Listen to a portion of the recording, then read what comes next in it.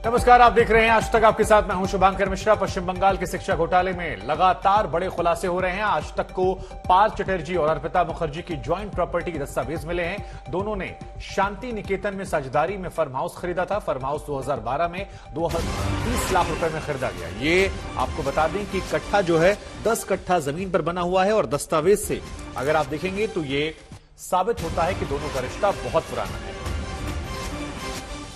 तो ये बड़ी जानकारी निकलकर सामने आ रही है। दस्तावेजों से पता लग रहा है कि इनका रिश्ता जो है वो पुराना है, क्योंकि टीएमसी सरकार बनने के बाद ही ये कहा जा रहा है कि इन्होंने साझेदारी में काम करना शुरू कर दिया था और धीरे धीरे अब उसके नतीजे भी सामने आ रहे हैं। ये जो कागज हम आपको दिखा रहे हैं ये एक्सक्लूसिव आज तक के पास है और बंगाल शिक्षा घोटाले में ये बड़ा घोटाला हुआ है। इसी खबर पर हमारे साथ हमारे संवाददाता सूर्याग्नि जुड़ रहे हैं। सूर्याग्नि, पार्थ चटर्जी और अर्पिता ने साथ में फार्म हाउस खरीदा और ये कागज कहते हैं कि सरकार बनने के बाद ही ये साझेदारी शुरू हो गई भ्रष्टाचार को लेकर, काली कमाई को लेकर।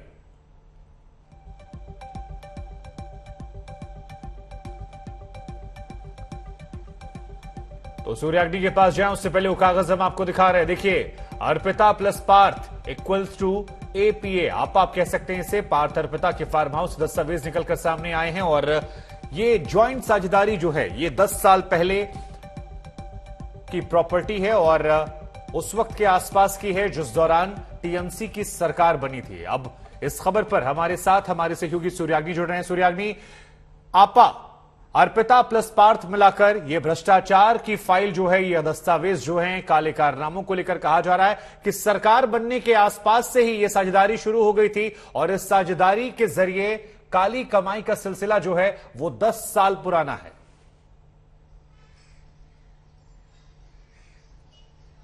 देखिए, बिल्कुल जो आप कह रहे हैं कि 2011 में सरकार बनती है तृणमूल का, और दस्तावेज जो कह रहे हैं ये हम नहीं कह रहे, ये एफिडेविट कह रहा है जिसपे ये मकान खरीदा गया है शांति निकेतन में, वो 2012 का है। तो ये साफ तरीके से बयां करता है कि कैसे 2012 के आसपास से ही पार्थ चैटर्जी और जो तब भी कॉमर्स मिनिस्टर थे तृणमूल के फर्स्ट टर्म में, और अर्पिता मुखर्जी, दोनों के संबंध थे।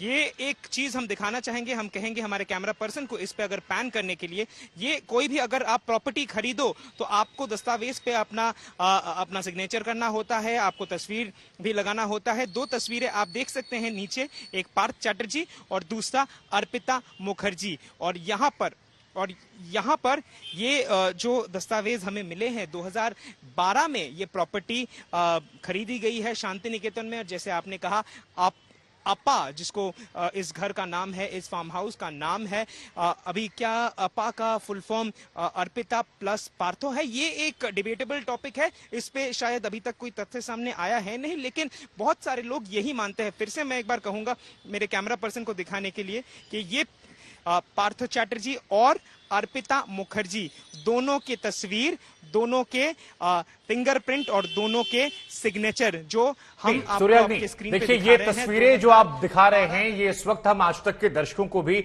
ये स्टैम्प दिखा रहे हैं। आप बने रहिए हमारे साथ, एक बार ये स्टैम्प दिखा रहे। देखिए, यही वो स्टैम्प है जो हमारे सहयोगी सूर्याग्नि दिखा रहे थे। और इस अगर स्टैम्प को आप देखेंगे तो यहां पर पार्थ चटर्जी, देखिए ये नाम जो है ये पार्थ चटर्जी का नजर आता है और इसके ठीक नीचे अर्पिता मुखर्जी, यानी ये 2 नाम जो हैं ये यहां सामने नजर आ रहे हैं। 2012 में इन दोनों ने मिलकर फार्म हाउस खरीदा था। इस फार्म हाउस का नाम आपा था, यानी अर्पिता प्लस पार्थ।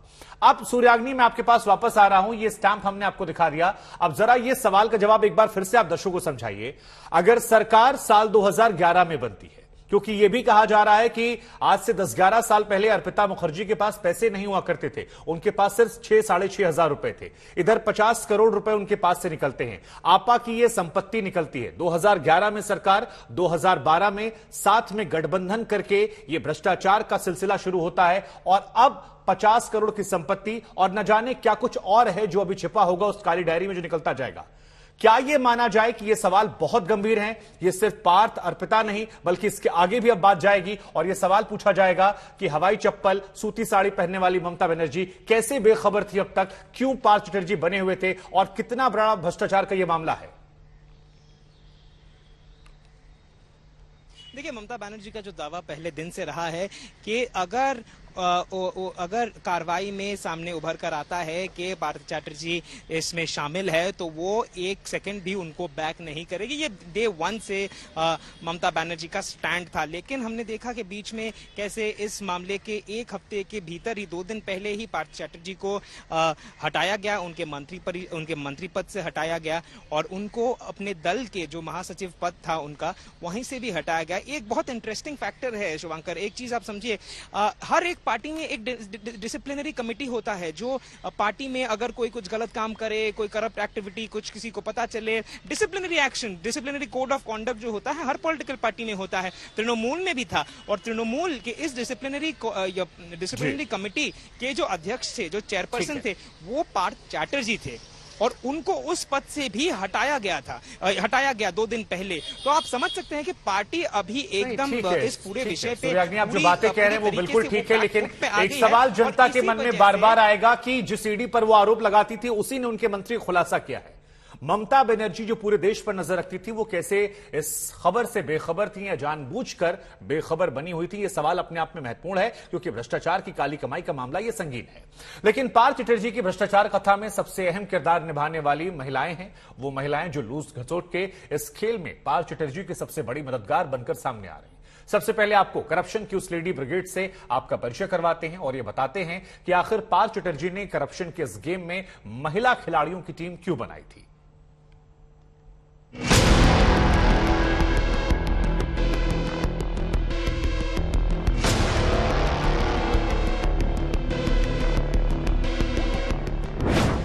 आज तक पर मालामाल पार्थ का लेडी गैंग।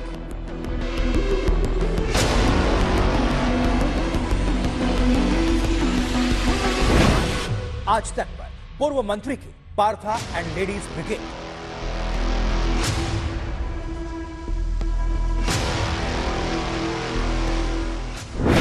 आज तक पर पार्थ चैटर्जी की महिला राजदार।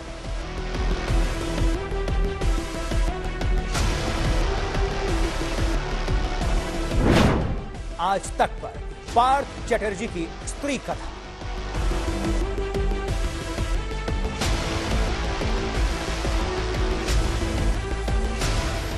एक मॉडल और एक राजनेता, एक के पास खूबसूरती की दौलत, दूसरे के पास सत्ता की ताकत।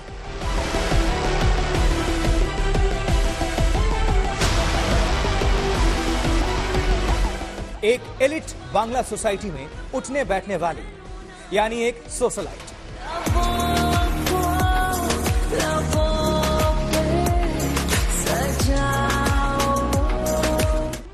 दूसरा राजनीति का रिंग मास्टर।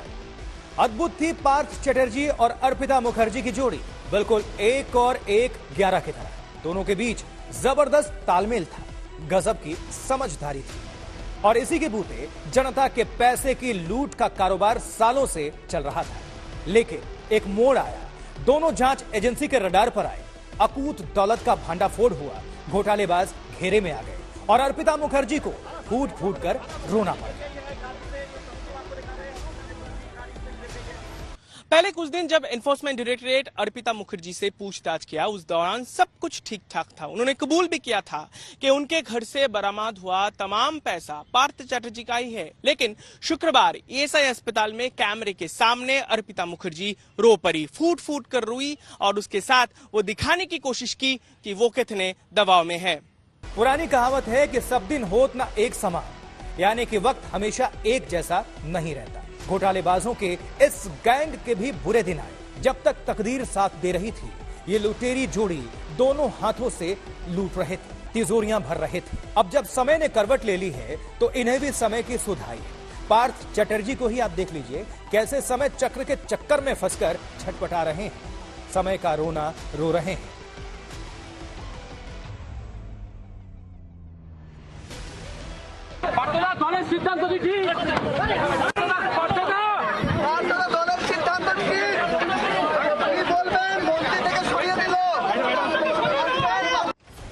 समय तो बोलेगा ही, समय ही सबका हिसाब भी करेगा, आपका भी और आपकी लूट मंडली में शामिल होने वाले मेंबर्स की भी। तो घबराइए नहीं, धैर्य रखिए।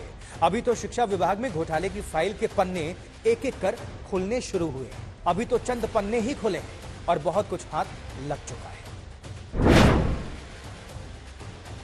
23 जुलाई को पहला पन्ना खुला तो अर्पिता के फ्लैट से 21 करोड़ 90 लाख कैश मिला, 70 लाख रुपए का सोना मिला। 28 जुलाई को दूसरा पन्ना खुला तो अर्पिता के दूसरे फ्लैट से 27 करोड़ 90 लाख रुपए कैश मिले, 4 करोड़ 31 लाख रुपए का सोना मिला। तीसरा पन्ना खुला तो अर्पिता मुखर्जी के 4 फ्लैट का खुलासा हो गया और चौथा पन्ना खुला तो अर्पिता मुखर्जी की 3 कंपनियों का भांडाफोड़ हो गया। बंगाल शिक्षक भर्ती घोटाला सामने आने के बाद और इस घोटाले में मंत्री पार्थ चटर्जी की गिरफ्तारी के बाद ये पता चला कि मंत्री महोदय के बहुत से करीबी मित्र थे, जिनमें से कई सारे महिला मित्र थे और जिन्होंने उनको बहुत सहायता किया था। और इस स्कैम में अब इन सब चीजों की तफ्तीश एनफोर्समेंट डायरेक्टरेट कर रही है और यह भी कहा जा रहा है कि ये जो महिला मित्र उनके थे, उनके करीबी जो बन रहे थे, वो उनके जरिए पार्थ चटर्जी बहुत से पैसे इधर से वहां तक किए। मिस्टर चटर्जी और मिसेस मुखर्जी की अपराध कथा के जितने अध्याय खुल रहे हैं, जितने पन्ने पलटे जा रहे हैं, आईने की तरह सब कुछ साफ हो रहा है कि भ्रष्टाचार की पिच पर यह जोड़ी कितनी तेजी से दौड़ लगा रही थी। ईडी अब उस पूरी महिला गैंग का पता लगाने में लग चुकी है जो लूट खसोट के इस खेल की परमानेंट खिलाड़ी थी। इस लूट दल का कप्तान पार्थ चटर्जी थे, उप कप्तानी अर्पिता के पास थी, ये तो तय है। लेकिन इस टीम की एक और महिला खिलाड़ी मोनालिसा दास बताई जा रही है, जबकि पार्थ चटर्जी की 3 और महिला मित्रों की भी तलाश जारी है। अर्पिता मुखर्जी के बारे में तो आप बहुत कुछ जान चुके हैं, अब जरा मोनालिसा दास का भी परिचय ठीक से जान लीजिए। मोनालिसा दास काजी नजरुल विश्वविद्यालय में बांग्ला की प्रोफेसर। वो आसनसोल में एसबी गोराई रोड पर विवेकानंद पल्ली में किराए के मकान में रहती थी। करीब 5 साल तक वो किराए के मकान में अकेली रही, लेकिन चंद हफ्तों से वो वहां नहीं आई। मोनालिसा की बीरभूम जिले के शांति निकेतन में कई फ्लैट्स और जमीन का खुलासा हुआ है। ईडी की नजर मोनालिसा दास के इन्हीं संपत्तियों पर है। ईडी ये जांचने में लगी है कि मोनालिसा की दौलत का कहीं पार्थ चटर्जी से कोई कनेक्शन तो नहीं है। दरअसल इल्जाम यही है कि पार्थ चटर्जी ने अपने सियासी रसूख के दम पर मोनालिसा को यूनिवर्सिटी में नौकरी दिलाई और तो और नियमों को ताक पर रखकर मोनालिसा को प्रमोशन देते हुए डिपार्टमेंट का हेड बना दिया गया। आरोप तो यहां तक है कि पार्थ चटर्जी ने अपनी बेनामी प्रॉपर्टी मोनालिसा के नाम खरीदी। मोनालिसा 1-2 नहीं, करीब 1 दर्जन फ्लैट की मालकिन है। हालांकि अभी तक ईडी ने मोनालिसा को कोई नोटिस तो नहीं भेजा है। हालांकि पार्थ चटर्जी की गिरफ्तारी के बाद से ही वो अंडरग्राउंड है और उनका मोबाइल स्विच ऑफ है। नोट लोग की पड़ताल जैसे जैसे आगे बढ़ रही है, पार्थ चटर्जी की महिला मित्रों की सूची बढ़ती जा रही है। ईडी को शक है कि पार्थ चटर्जी ने बड़ी चालाकी से महिला मित्रों का काले धन को छिपाने और काले धन को सफेद करने के लिए इस्तेमाल किया। दिल्ली से मुनीश पांडे के साथ सूर्याग्नि रॉय, कोलकाता, आज तक।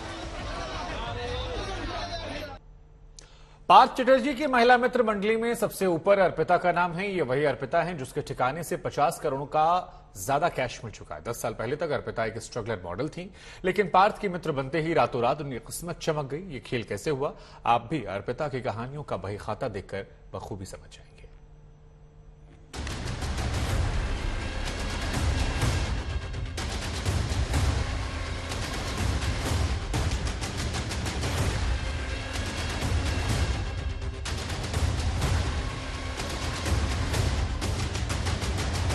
नोटों के इस अकूत भंडार ने ईडी जैसी जांच एजेंसी को भी परेशान कर रखा है। ईडी के लिए अब पता लगाना बड़ी चुनौती बन गई है कि आखिर नोटों की खेप का होता क्या था, नोट आते कहां से थे और जाते कहां थे। ब्लैक को व्हाइट करने का सीक्रेट रूट क्या था, इन सवालों का जवाब जानने में लगी ईडी को कुछ अहम सूत्र हाथ लगे। दरअसल 20 मई 2011 को पार्थ चटर्जी मंत्री बने। इधर पार्थ मंत्री बने और उधर अर्पिता की कंपनियां खुलने लगी। ईडी को अब तक अर्पिता की 3 कंपनियों का पता चला है। पहली company Symbiosis merchant private limited, Arpita 21 मार्च 2011 को कंपनी की डायरेक्टर बनी। दूसरी कंपनी सेंटी इंजीनियरिंग प्राइवेट लिमिटेड, वही कंपनी जिसकी डायरेक्टर अर्पिता 9 नवंबर 2011 को बनी। तीसरी कंपनी अर्पिता इच्छा एंटरटेनमेंट प्राइवेट लिमिटेड 2014 में कंपनी बनी और 19 अक्टूबर 2014 को अर्पिता डायरेक्टर बन गई। बंगाल शिक्षक भर्ती घोटाले में गिरफ्तार हुए पार्थ चटर्जी के करीबी के ठिकाने से अब तक 50 करोड़ से ज्यादा की बरामदी हो चुकी है। यहां तक कि मंत्री पद से पार्थ चटर्जी की भी छुट्टी हो गई है। इस बीच ये हलफनामा कहता है कि 2021 के चुनाव के दौरान उन्होंने चुनाव आयोग को बताया कि उनके पास 1,48,000 रुपए है। और यही नहीं, उन्होंने ये भी कहा कि 2011 से 2021 तक उनकी आमदनी घटती चली गई और मंत्री बनने के बाद वो और गरीब बन गए। बड़ी बात यह है कि पार्थ चटर्जी से संपर्क में आने के बाद ही अर्पिता 3 कंपनियों की डायरेक्टर बनी। ईडी को शक है कि तीनों कंपनियों को सिर्फ इसलिए खोला गया ताकि जांच एजेंसियों को चकमा देकर काले धन को सफेद किया जा सके। सिर्फ कागजों पर कंपनी चल रही थी। एक कंपनी के जरिए अर्पिता ने इसी साल 74 लाख की प्रॉपर्टी खरीदी। ये प्रॉपर्टी कंपनी के जरिए खरीदी गई अर्पिता के नाम पर। पार्थ चटर्जी से मिलने से पहले तक अर्पिता एक सामान्य मॉडल, इतनी इनकम भी नहीं थी कि कंपनियां खोल दे, लेकिन रातों रात कंपनियां खुली और उन्हीं कंपनियों के जरिए प्रॉपर्टी खरीदी गई। आरोप के मुताबिक पार्थ ने अपनी काली कमाई का बड़ा हिस्सा प्रॉपर्टी में इन्वेस्ट किया, यानी कागजों पर नाम अर्पिता का और काला धन पार्थ चटर्जी का। सोचिए, अभी तो सिर्फ अर्पिता के 2 फ्लैट ने नोट उगले हैं, सोने की ईंटें, महंगे जेवरात उगले हैं। मतलब ये कि अर्पिता और पार्थ के पास ऐसे कितने नोट लोग का पर्दाफाश होना बाकी है। जानकारी के मुताबिक सुनियोजित साजिश के तहत पार्थ एक हाथ से काले धन बटोर रहा था और दूसरे हाथ से काले धन को सफेद कर रहा था। सफेद करने के लिए पार्थ के राजदारों ने सेल कंपनियां खोल रखी थी और उन्हीं कंपनियों के दम पर ब्लैक को व्हाइट करने का बड़ा खेल चल रहा था। शुरुआती जांच में यही पता चला है कि काले धन को बड़े पैमाने पर प्रॉपर्टी में इन्वेस्ट किया गया है। प्रॉपर्टी को पार्थ ने अपने भरोसेमंद लोगों के नाम पर खरीदी। मुमकिन है राजदारों के साथ पार्थ की सीक्रेट डील है। ईडी इस दिशा में जांच आगे बढ़ा रही है कि अर्पिता और दूसरे राजदारों पार्थ चटर्जी की बेनामी प्रॉपर्टी की मालिक बनने को तैयार क्यों हुए। पार्थ ने इस खेल में अपने भरोसेमंद को बदले में क्या दिया। इन्वेस्टिगेशन में जो बात निकल कर आ रही है उसके मुताबिक पार्थ ने अस्थायी तौर पर अपने राजदारों को प्रॉपर्टी का मालिक बनाया था। इस डील के बदले मोटा कमीशन दिया गया ताकि भविष्य में प्रॉपर्टी अपने नाम करवा सके। यानी पूरी डील भरोसे पर टिकी थी। यही वजह है कि पार्थ चटर्जी के भरोसे की लिस्ट में सिर्फ और सिर्फ महिलाओं के नाम सामने आ रहे हैं। इसलिए ईडी अब अर्पिता मुखर्जी और पार्थ चटर्जी को आमने सामने बिठाकर पूछताछ करने जा रही है ताकि दोनों सवालों से भाग न पाए। दिल्ली से मुनीश पांडे के साथ सूर्याग्नि रॉय, कोलकाता, आज तक। अर्पिता मुखर्जी के साथ पार्थ चटर्जी का कनेक्शन क्या है, इसके बारे में हमने अर्पिता मुखर्जी के ड्राइवर से बात की। जरा ये बातचीत सुनिए।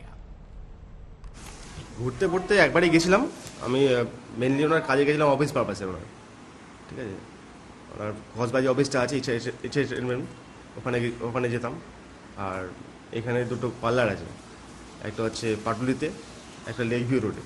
ওনার গাড়ি বলতে আমি যখন থেকে ঢুকি আমাকে একটা গাড়ি দিয়ে ওখানে দেওয়া হয়েছিল।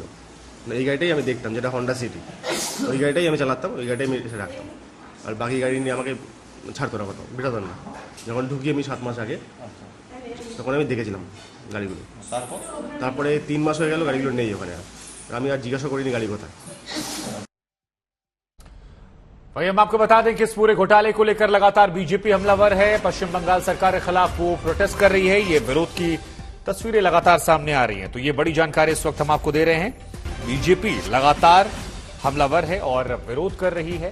कोलकाता में बीजेपी और कांग्रेस ने प्रदर्शन किया है। बंगाल में एसएससी घोटाले को लेकर यह प्रदर्शन हो रहा है, जिसमें बीजेपी और कांग्रेस ये दोनों प्रदर्शन कर रहे हैं। कोलकाता में बीजेपी और कांग्रेस लगातार पश्चिम बंगाल सरकार के खिलाफ प्रदर्शन कर रहे हैं। शिक्षक भर्ती घोटाला और इसमें जिस तरह से अकूत संपत्ति, काले धन का पहाड़ निकला, उसके बाद बीजेपी, कांग्रेस समेत तमाम जो विपक्षी पार्टियां हैं उन्हें एक बैठे बिठाए मौका मिला और उस मौके को भुनाते हुए वो फिलहाल यहां पर विरोध कर रही है।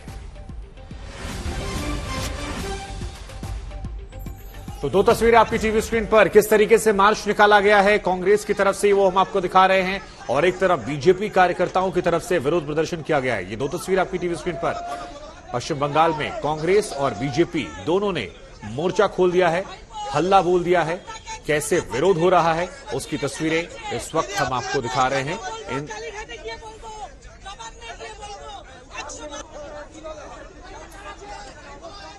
एनसीपी तो फौरन सड़कों पर उतर आई, कांग्रेस शिवसेना ने कोश्यारी पर हमले शुरू कर दिए। ये महाराष्ट्र के राज्यपाल ने जिस प्रकार का वक्तव्य किया है, महाराष्ट्र का अपमान करने वाला वक्तव्य है, निंदनीय वक्तव्य है। महाराष्ट्र की जनता, खास करके मुंबई ठाणे की जनता, ये कष्ट करने वाली जनता है। खून पसीना बहाकर इस राज्य को और मुंबई को बनाने वाली जनता है। सब कुछ पैसे से नहीं तोला जाता, कुछ बातें होती है वो मेहनत की भी होती है।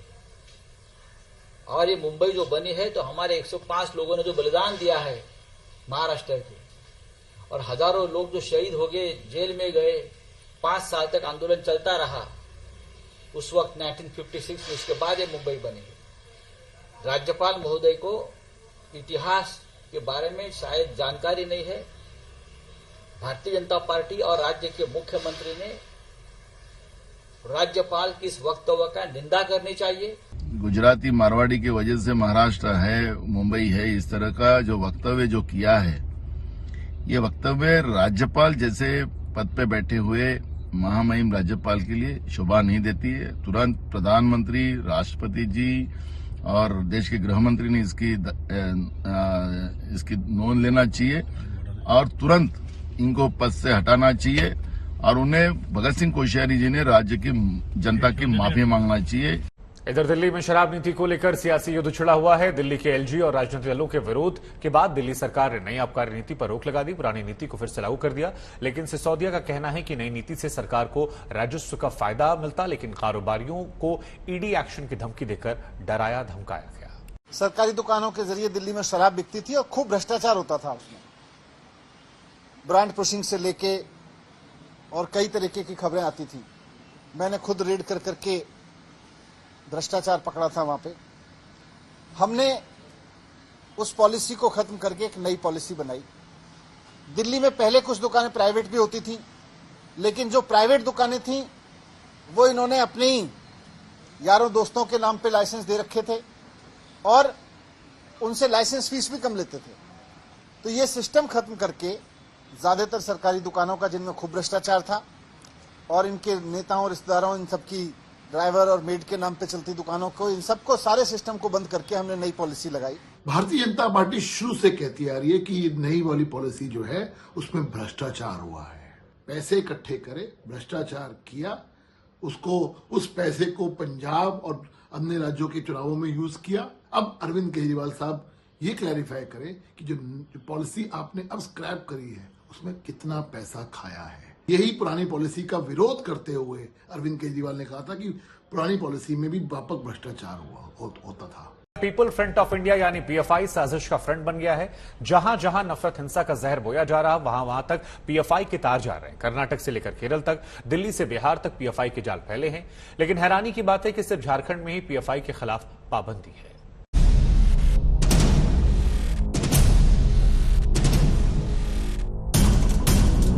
जहां भी हिंसा है, जहां भी साजिश है, वहां घेरे में एक नाम है, पीएफआई। केरल में कर्नाटक तक, दिल्ली से बिहार तक पीएफआई साजिश का फ्रंट बन गया है। फिर चाहे बात कर्नाटक में दक्षिण कन्नड़ में बीजेपी युवा मोर्चा के कार्यकर्ता की हत्या की हो, या फिर यूपी के कानपुर में सांप्रदायिक हिंसा की, मध्य प्रदेश के खरगोन में दंगा हो, या फिर राजस्थान के करौली में सांप्रदायिक हिंसा की, राजस्थान के उदयपुर में कन्हैया लाल का सिर कलम की बात हो, या फिर दिल्ली में दंगे, पीएफआई यानी पॉपुलर फ्रंट ऑफ इंडिया खुद को एक सामाजिक संगठन बताता रहा है। लेकिन समाज के बीच में रहकर ये किस तरह से नफरत, हिंसा और साजिश का बीज बो रहा है, इसके नए नए सबूत मिल रहे हैं। कर्नाटक में बीजेपी युवा मोर्चा के कार्यकर्ता प्रवीण की हत्या के मामले में गिरफ्त में आए जाकिर और मोहम्मद शफीक के भी पीएफआई से लिंक का शक है। इसे सर तन से जुदा मॉड्यूल से जोड़ा जा रहा है। If such organizations are involved, our state governments and central governments should go into the details of it, intricacies of it, investigate, and if the law permits, or we should use the law to prevent such organizations to be in the forefront or in the society. We should suspend such organizations. फिर चाहे कर्नाटक में दक्षिण कन्नड़ में BJP Yuva Morcha के कार्यकर्ता की हत्या की बात हो, या फिर यूपी के कानपुर में सांप्रदायिक हिंसा की, मध्य प्रदेश के खरगोन में दंगा हो, या फिर राजस्थान के करौली में सांप्रदायिक हिंसा की, राजस्थान के उदयपुर में कन्हैया लाल का सिर कलम की बात हो, या फिर दिल्ली में दंगे की, कर्नाटक में पीएफआई के खिलाफ गुस्सा काफी है। पीएफआई के खिलाफ एक्शन की मांग हो रही है। वीएचपी ने बेंगलुरु में गृह राज्य मंत्री के घर के बाहर प्रदर्शन किया।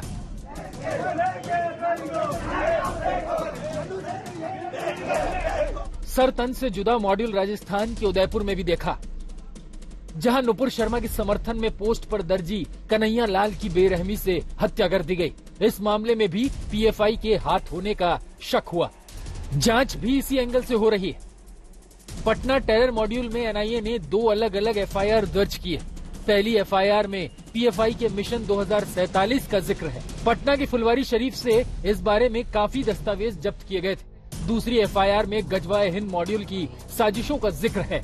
मुख्य आरोपी मरगूब अहमद दानिश के तार भी पीएफआई से जुड़े मिले हैं। ये जो इशू है ये बहुत सेंसिटिव इशू है और इसके अंदर बहुत सारी एजेंसीज जो है वो अपने काम कर रही हैं। इसके अंदर सूचनाओं का अभी संकलन किया जा रहा है। बहुत सी सूचनाएं जो हैं उसके अंदर जो है और हमारे देश के राज्य और कुछ बाहर के भी जो नंबर्स वगैरह मिले उस पर काम चल रहा है। वर्तमान में जो 2 केस दर्ज हुए थे, एक 12 तारीख को और एक 14 तारीख को, उन दोनों का अनुसंधान अब एनआईए कर रही है और हमारे एटीएस, हमारी डिस्ट्रिक्ट पुलिस और हमारे अन्य जो तंत्र हैं वो उनको पूर्ण रूपेण सहयोग कर रहे हैं। जहां जहां दंगे हुए पीएफआई के तार वहां से भी जुड़े मिले। फिर चाहे बात दिल्ली दंगे की हो या फिर कानपुर, करौली या खरगोन की, दिल्ली में पीएफआई के कार्यक्रम को इसी आधार पर मंजूरी नहीं मिली। वीएचपी ने बकायदा चिट्ठी लिखकर ऐतराज दर्ज कराया था। दिल्ली पुलिस से मिले रेड सिग्नल के बाद पीएफआई ने अपना तय प्रोग्राम रद्द कर दिया। केरल हाईकोर्ट ने अपनी टिप्पणी में अब से पीएफआई को एक चरमपंथी संगठन बताया। तब से पीएफआई पर पाबंदी की मांग उठ रही है। झारखंड सरकार ने तो पीएफआई पर बैन लगा रखा है। अब सवाल उठ रहा है कि जब पीएफआई के आतंक का फ्रंट बन गया है तो इस पर रोक क्यों नहीं लग रही है। आज तक ब्यूरो। पीएफआई का दिल्ली प्लान फेल हो गया। आज राजधानी में जलसा होना था, भाषणबाजी होनी थी, लेकिन दिल्ली पुलिस के रेड सिग्नल से प्रोग्राम रद्द करना पड़ा।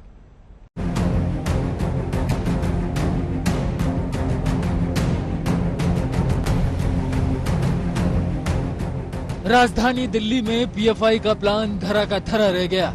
अब ना तो बैठक होगी, ना भाषणबाजी और ना ही कोई जमावड़ा। दिल्ली पुलिस के रेड सिग्नल के बाद पीपुल्स फ्रंट ऑफ इंडिया ने अपना तय कार्यक्रम रद्द कर दिया है। पीएफआई ने आज दिल्ली में झंडेवालान के अंबेडकर भवन में अपना कार्यक्रम रखा था, जिसका टाइटल था save the Republic people conference. Paharganj के अंबेडकर भवन के इसी जगह पर पीएफआई ने, पॉपुलर फ्रंट ऑफ इंडिया ने 30 जुलाई शनिवार की दोपहर 2:30 बजे पीपुल्स कॉन्फ्रेंस रखी थी सेव द रिपब्लिक नाम से। लेकिन जैसे ही इसकी जानकारी, इस कॉन्फ्रेंस की जानकारी हिंदू संगठनों को लगी, उन्होंने तुरंत दिल्ली पुलिस से, विश्व हिंदू परिषद ने लेटर लिखकर दिल्ली पुलिस से इस होने वाली कॉन्फ्रेंस को रोकने के लिए कहा। और इसके बाद दिल्ली पुलिस ने कहा कि इस चीज की परमिशन, इस कॉन्फ्रेंस की परमिशन पीएफआई को नहीं दी गई है और उसके बाद ये कॉन्फ्रेंस रद्द कर दी गई। पिछले कुछ दिनों में जिस तरीके से आतंकी गतिविधियों में पीएफआई का नाम आ रहा है, पीएफआई के लोग पकड़े जा रहे हैं, इसके अलावा ये बात भी निकल करके सामने आ रही है कि किस तरीके से पीएफआई अपना एक एजेंडा लेकर के आगे बढ़ रहा है, किस तरीके से वो ट्रेनिंग दे रहा है, किस तरीके से जब भीड़ इकट्ठा हो तो वहां पर हिंसा हो, इन सारी चीजों की ट्रेनिंग दे रहा है। तो इन सारी चीजों की जांच चल रही है और इस दौरान जो ये कॉन्फ्रेंस यहाँ पर नई दिल्ली इलाके में रखी गई थी उसे दिल्ली पुलिस ने परमिशन नहीं दी है। पीएफआई संदिग्ध घेरे में देश भर में हिंसा, नफरत और आतंकी मामलों में पीएफआई के खिलाफ जांच चल रही है। विश्व हिंदू परिषद ने इन्हीं को मुद्दा बनाकर दिल्ली पुलिस कमिश्नर को चिट्ठी लिखी थी। चिट्ठी में माहौल बिगाड़ने की आशंका भी जताई। पीएफआई का दिल्ली कनेक्शन भी अच्छा नहीं रहा है। कई मामलों में पीएफआई की भूमिका संदिग्ध रही है। शाहीन बाग आंदोलन से लेकर जहांगीरपुरी दंगे तक के पीछे पीएफआई का नाम आया। यही वजह है कि दिल्ली पुलिस ने पीएफआई के जलसे को मंजूरी नहीं दी। पिछले कुछ वक्त में देश के अलग अलग हिस्सों में दंगा हुआ हो या हिंसा हुई हो, देश की जांच एजेंसियां कट्टरवादी इस्लामिक संगठन पॉपुलर फ्रंट ऑफ इंडिया के रोल को जरूर खंगालती हैं, चाहे दिल्ली दंगा क्यों न हो। और हर कहीं पे पॉपुलर फ्रंट ऑफ इंडिया की एंट्री नजर आ जाती है। यही वजह है कि अब जांच एजेंसियां पीएफआई के रोल को अच्छी तरह खंगाल रही हैं और ये समझने की कोशिश कर रही हैं कि पीएफआई किस तरीके से लोगों को भड़का रही है, किस तरीके से लोगों को ट्रेनिंग दे रही है और उसका मेन इरादा क्या है। पीएफआई संदिग्ध है, जांच के घेरे में है, लेकिन पाबंदी नहीं है। लेकिन पीएफआई खुद को सामाजिक संस्था मानती है जो गरीबों को शिक्षा मुहैया कराती है, कानूनी सहायता देती है। We would like to make it clear that in a democratic system, the only model that can work is the constitutional model. Only those people who don't believe in the constitutional model will talk about such unconstitutional models which are originated by the BJP and the RSS. So we would like to make it clear that at a time when the Chief Minister should promote peace and harmony, he should not try to create more division in the society. अब सवाल ये भी है कि अगर PFI खतरनाक है, वो देश के लिए खतरा है, तो ये संगठन काम कैसे कर रहा है? उस पर एक्शन क्यों नहीं है? उस पर रोक क्यों नहीं है? झारखंड को छोड़कर किसी भी राज्य में पीएफआई पर पाबंदी नहीं है। दिल्ली से हिमांशु मिश्रा के साथ ब्यूरो रिपोर्ट, आज तक। बिहार में पीएफआई के आतंकी लिंक की जांच पर घमासान तेज हो गया। सियासी दल एनआईए जांच पर अपने अपने दावे कर रहे हैं। पीएफआई और उससे जुड़े संगठन जो हैं, वो पूरे देश में एक ऐसा वातावरण पैदा कर रहे हैं जिससे इन पर कठोर कार्रवाई की जरूरत है। योगी आदित्यनाथ उत्तर प्रदेश के पहले मुख्यमंत्री हैं जिन्होंने जो कानून में लिखा था लोग तुष्टीकरण की राजनीति के आधार पर नहीं करते थे, उन्होंने किया अपराधियों का, माफियाओं का, और खासकर जो राजनीति से संरक्षित माफिया थे जिन्होंने अपने कार्यकाल में अपने जब उनकी मुफीद सरकार होती थी तो सरकारी जमीनों पर का कब्जा, गरीबों के जमीनों पर कब्जा, तमाम धन सैकड़ों करोड़ उन्होंने इकट्ठा कर लिया। योगी आदित्यनाथ पहले मुख्यमंत्री थे जिन्होंने अब तक उत्तर प्रदेश में 3000 करोड़ से ज्यादा संपत्तियों पर बुलडोजर चला दिया गया जो सरकारी जमीनों पर कब्जा करके बनाए गए। ये देखा जा रहा है कि कहीं न कहीं बेवजह भी कुछ लोगों के ऊपर निशाना बनाया जा रहा है। हम समझते हैं आतंकी घटना, चाहे आतंक से जिसका भी कनेक्शन है, उन पर कड़ी से कड़ी कार्रवाई होनी चाहिए, लेकिन किसी विशेष लोगों को टारगेट करके और इसका माहौल बनाने का प्रयास नहीं होनी चाहिए। आतंक का ड्रग्स कनेक्शन। जी हां, पंजाब के दौरे पर गए गृह मंत्री अमित शाह ने ड्रग्स को आतंक से जोड़ते हुए इसके नापाक कारोबार के सफाया करने पर जोर दिया है। कोई आतंकी घटना होती है तो उसका नुकसान सीमित मात्रा में होता है, मगर ड्रग तस्करी के बाद ड्रग का जब प्रसार समाज के अंदर होता है तो पीढ़ियों को खोखली कर देता है।